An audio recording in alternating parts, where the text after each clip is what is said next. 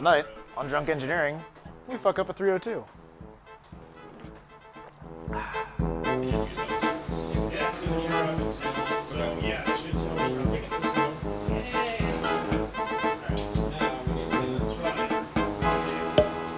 First things first, we're gonna get an upskirt of the block here by pulling the oil pan.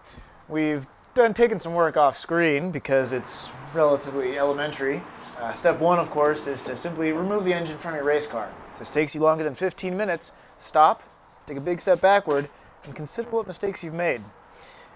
Not just with the race car, but with your entire life, and the set of decisions that led you to buy a race car. So, let's bring it in here real tight, Jim, and we'll take a look at the old block. Ready? Here we go. Oh yeah, that's the good shit.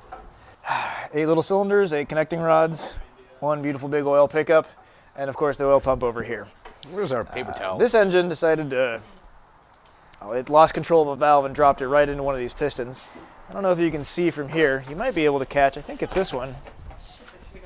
It is.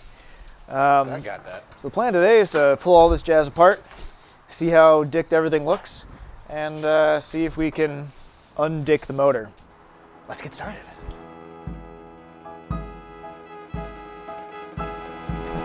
All right, here we go. Coming up. Why is there something making noise? That's fine. What the? What the shit? Fuck? That's not right. Are these rocks? What the fuck? Did somebody put salt in their engine? Or oil pan? What the fuck? Is this gypsum? What the fuck is this? It's like desiccant? This is What? metal. Oh, looks like this engine didn't... Oh. Strictly speaking, this engine I know didn't where that came from. blow a head gasket so much as it, what we like to call it in the industry, shit the bed. Is that the oil pump? That's the oil pump driver right there, because that's missing. Yep. So That's what that is. Dude, look at this nice spiral pattern on that. yeah, they twisted that right half to fuck. This might be. What is that chalky shit? I'm not sure. My God, man. Dear God. Dicked is a polite way of saying it.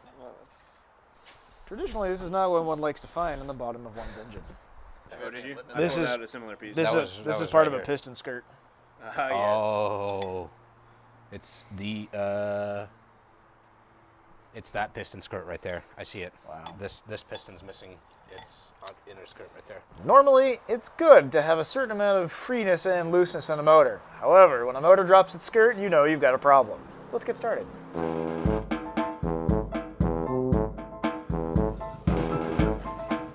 We've pulled the nut off of this stud right here. And we've already pulled these 2 bolts out, so just pull it right off. And this is what your oil pump assembly looks like. You'll notice this little drive shaft being straight and not twisted right half to fuck is usually what drives both your distributor and your oil pump. So actually, let's put this turning. Here, I'll like put my hand so it's stable. Is that intentional? Yeah, probably not. We'll see. I wonder if that's related to the oil pressure problem. I'm sure it's that I fine. was having. Maybe. So usually, this spinning action you see is occurring inside your engine at about half crankshaft speed because it's driven off the distributor. So at 5,000 RPM, this is happening at about 2,500. This is turning a gerotor inside this housing, which picks oil up from this pickup, pushes it out this hole, and into this point here on the block. It then immediately goes out, is filtered by your oil filter, which usually sits here, and comes back in, I don't know, one of these 2 holes. After this, the rest of the engine is fed with hot, ostensibly filtered oil. Let's take the cover off of this oil pump here.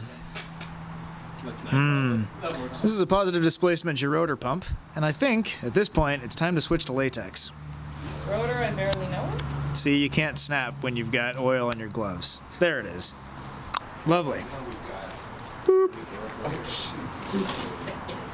All right, we've got the first main cap coming off of our connecting rod here. Let's take a look at it, see how bad or good the bearings look. That bearing's still on the rod. This isn't actually the bearing surface, it's the inside of the connecting rod. So it doesn't tell us much yet.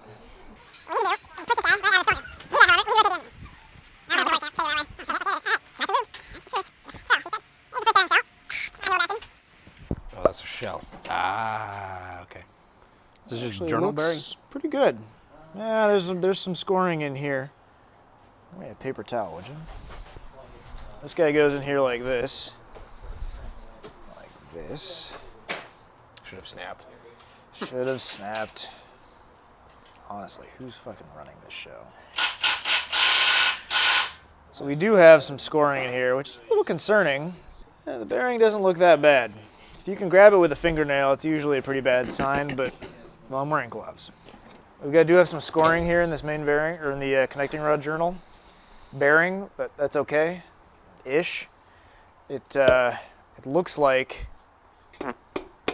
this is gonna fall right out, so. Yeah, that's not how you use it. Somebody want to catch that piston when it comes? I got it. There we go. Okay. And our first piston's now out. These are stock Ford pistons. These are cast pistons on nice little forged rods. Bearing here, inside the engine, showing some wear. You can see this copper area is actually the copper underlay. Modern engine bearings are a sandwich of various metals, and the fact that we've worn through and revealed some of the copper here isn't a great sign. Now, it's not necessarily a bad sign. These bearings are replaceable for exactly these reasons. And the crankshaft itself looks pretty decent. Looks nice. This might just take a polish and be able to be pressed back into service. But, you know, shiny. church ain't over till the snake's back in the bag. I need like another crank on here to get that. Honestly,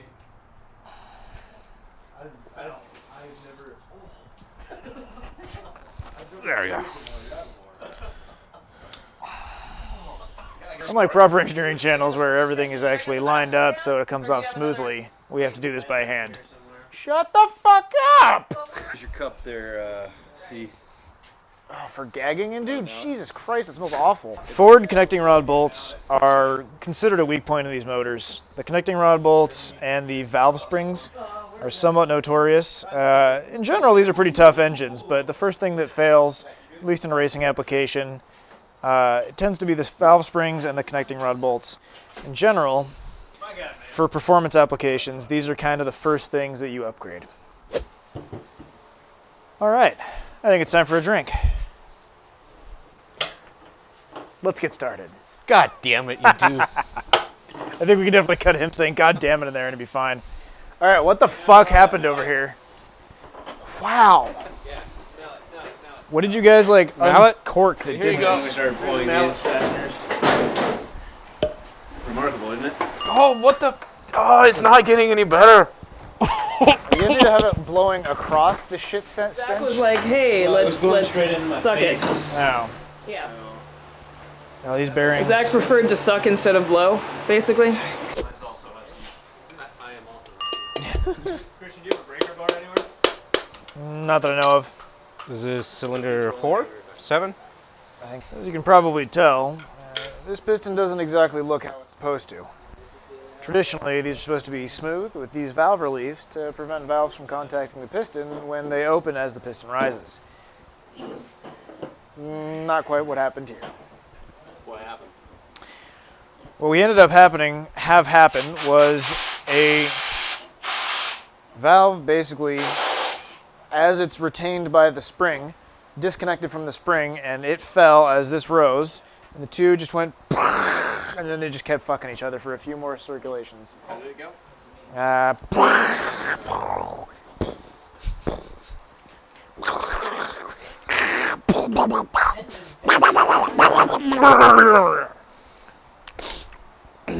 Let's get started.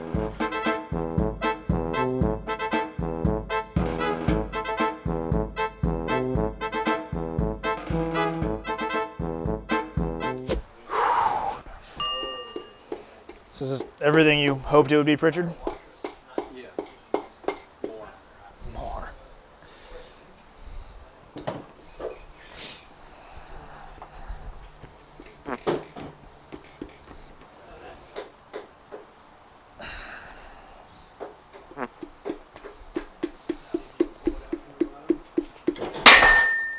Piston down. Extra.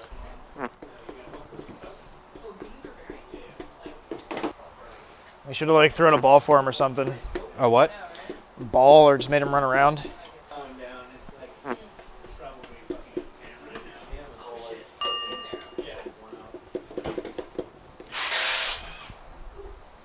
Thanks.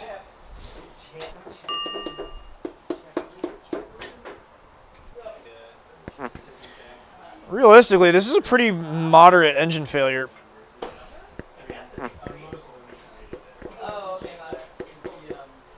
Oh, the crank spins much nicer now.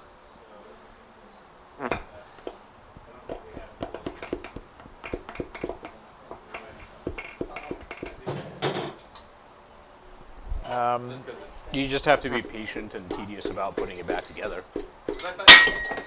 So these Jesus pistons fucking need Christ. to be pretty much kept track of if we ever have any hope of reusing them because they're weighted against the crankshaft. They are numbered on the piston rod. All of them say number 2. Not sure why. But so for example, this right here says number 6. It's like a little stamp on the thing. And one of these guys right here also says number 6. So that goes together inside of It shouldn't need to. that, like that. And then the bearings, obviously, bearing liners go inside of this. Inside this piece, like so. Why did the numbers have to stay? Jesus Christ. So the crankshaft is weight balanced. If you look at the crankshaft itself over here, you'll see it's got these counterweights. Oh man, it's nice and light now. But it's got these counterweights, and these counterweights are actually filled, and they're drilled out to balance out whatever piston goes on each side. So you want to make sure that to reduce knocking and vibration, you match the counterbalance of the crankshaft with the weight of the cylinder. You just got to go. There's back a to little more to that balancing story. Go on. So in addition to being balanced, the pistons, the connecting rods being balanced to these counterweights on the crankshaft. On Ford engines after 1982, both the harmonic balancer up here up front, trigger wheel, harmonic balancer, pulley drive, and the flywheel, which isn't installed but usually lives back here, have a 50-ounce counterweight in them. So these engines are externally balanced, meaning if you spin this motor up without the flywheel and without the counterweight, it will vibrate like a dog shitting peach pits. We're looking for a harmonic balancer puller.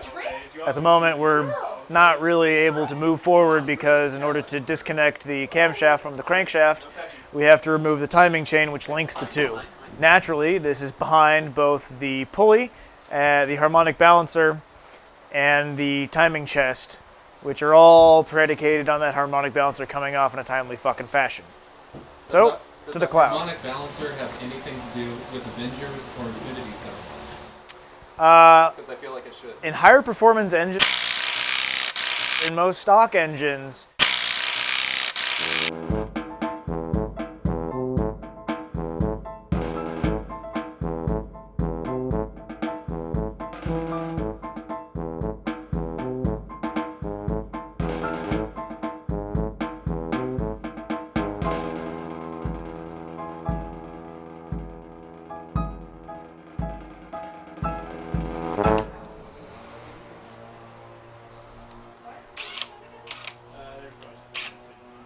righty-tighty, lefty-loosey? In Soviet Russia, it works exactly the same way. God damn it.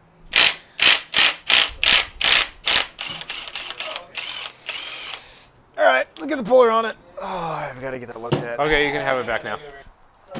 We needed a shorter extended cock. Stunt cock. As opposed to a flange extender, flange widener. Flange What the fuck widener. is this? That's the other extendo cock. We don't need. Oh. Tension. 10-10. Tintin. Have you guys seen Tintin?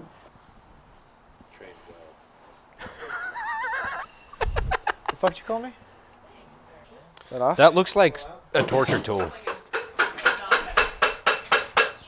am I forgetting here? Yeah. Yeah. We could slide it off. We just need to get this gear off. Yeah. Oh yeah. my god, why?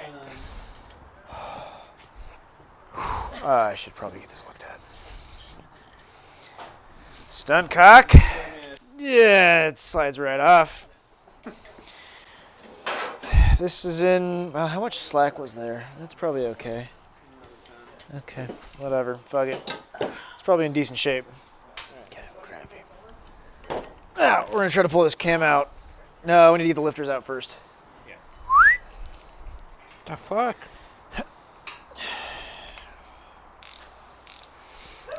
Okay, now we'll figure it out. Let's get these out. This is the retaining clip, retaining spider, perhaps. I'm sure Yeah. Ford has the correct It's American name for it somewhere in a parts fiche. But basically, this is just maybe spring steel. It's stiff enough. And what it does, if you come in close, Yeah. is it holds down these little dog bones. These dog bones, in turn, keep these lifters, which have a wheel on them, and it keeps them nice and oriented. In general, if this twists, you've got problems. This keeps them from twisting and allows them to rise and fall safely. Since the camshaft on this engine doesn't appear to be completely fucked, we're going to try to keep these in the same holes and with the same dog bones. Whether or not the dog bones need to be kept together is a question for a better engine guy than me. Same bones and same holes. So let's get started. Get to a save point. Yeah. He's a save point. What's your safe word? My safe word is camshaft. CGI don't know what the hell. Did they? Yeah, all the new shit's in CGI. White. Let's pull the camshaft. Why you no go? Move your fucking self. All right, hold the thing so it doesn't slide forward.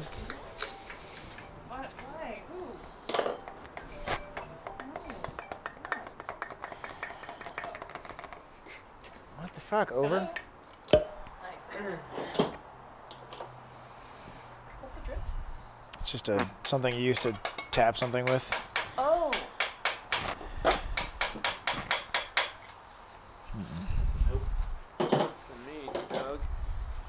Explain what you're doing. So We're this just is fingering the camshaft and the push rods right now. We're just or the, fingering the- followers. that. Did you get it? Is that a half-inch extension you've got? Yes. No, it's The half-inch You're making like the Metroids. You pull roller lifters, like these guys here, hence the little roller, and the lifting it does. Lifting it does. To evaluate how these wheels feel when they come out, usually one of the tricks is you can roll them on the inside of your forearm. It's a smooth area, you can feel the resistance pretty readily, and there tends to be a little less hair there to get caught up. And so far, these all feel pretty good. So we'll clean these and pull the springs out the inside of them and see how everything looks inside there. And there's a decent chance we'll end up reusing these. There it is. Yeah, careful. We want to make sure we don't fuck this one up. Yeah. So actually, where's the camshaft gear?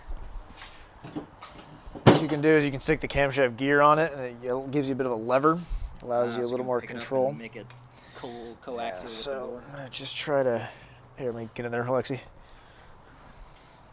Almost get a finger in there. that's what she said. Hey, Lexi. Hey. Shit. Hey. Hey. Hey. Carefuling. Hey. Carefuling. Hey. Okay. Why are we being careful about this? Well, you guys don't want us to put a nice hot cam in it, do you? I want a new cam in there. Well, fine. We're gonna put a hot cam in it then. Hot cam in your neighborhood. Hot cams, multiple. Hot cams in your neighborhood are looking for lift. Oh yes. But this being a single overhead cam, I guess it is only one cam in your area. This is technically not an overhead Or not cam. overhead, but This a is single cam. This is an in line or an in this tends to be referred to as cam and block Cam and or block, okay. overhead valve. This is the camshaft. The cam stamp is right there above. This is a TETE. Tete? Tete. It's a tete cam. Tetes. Neat. Peace tits.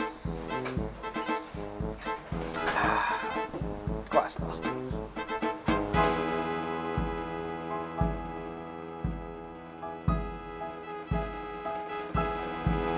Find out next week on Drunk Engineering. Today on Drunk Engineering, we pull a 302 out of the junkyard to use as a spare engine.